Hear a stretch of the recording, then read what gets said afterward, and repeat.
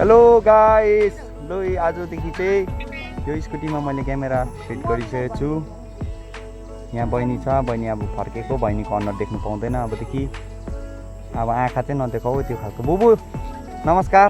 हो यहाँ बुबु र नाना छ। नाना लु भिडियो चालु भयो र यता बहिनीको आँखा हेरिराख्नु होला सबैजनाले। भयो जुबु अब कुद्नुपर्छ।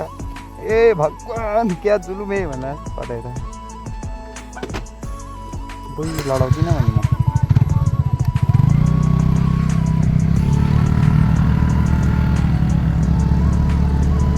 फोन लड्दैन भन्ने आशाको यसै राख्नुपर्छ हो त।